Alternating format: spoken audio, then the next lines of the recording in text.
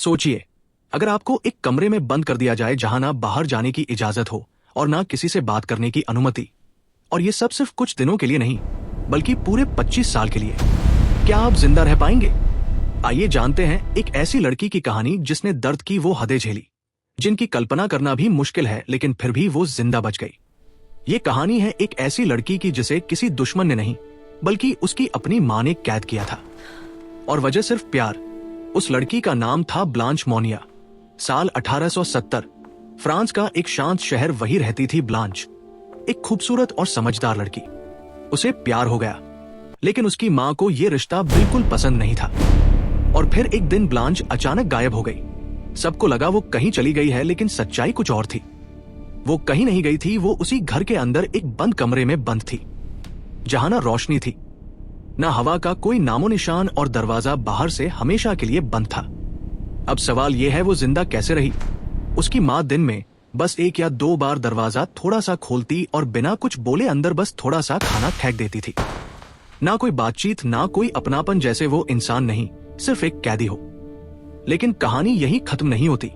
उसके वॉशरूम के लिए भी कोई अलग से जगह नहीं थी। उसे उसी कमरे में सब कुछ करना पड़ता था। धीरे धीरे वो कमरा एक कैदखाना नहीं बल्कि एक डरावना नरक बन गया।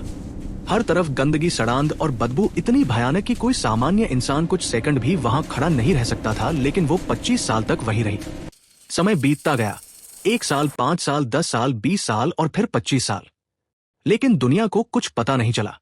फिर साल 1901 में पुलिस को एक चिट्ठी मिली जिसमें लिखा था, इस घर में एक महिला को बंद करके रखा गया है।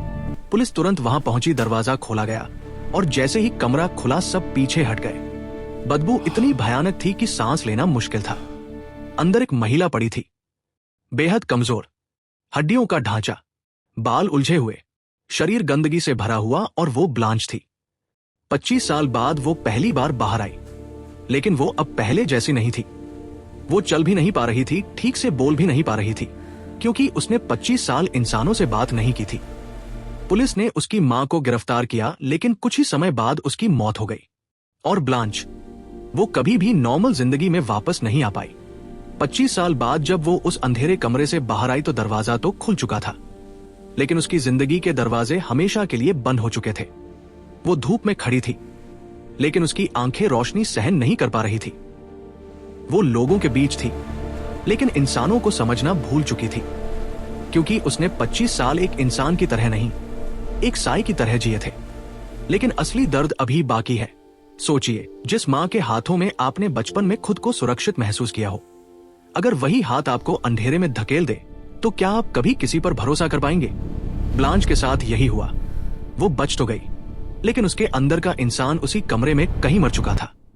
और शायद दुनिया की सबसे खामोश चीख वो होती है जो कोई सुन नहीं पाता। और ब्लांच पिछले 25 साल तक उसी खामोश चीख के साथ जीती रही। दोस्तों, हर कैद लोहे की सलाखों से नहीं होती, कुछ कैद रिश्तों के अंदर भी होती है। दोस्तों, ये कहानी है भरोसे के टूटने की, जब खतरा बाहर से नहीं, घर के अंदर से आता है। और शायद दुनिया की सबसे खतरनाक जगह हमेशा बाहर नहीं होती, कभी कभी हमारा अपना घर भी होता है।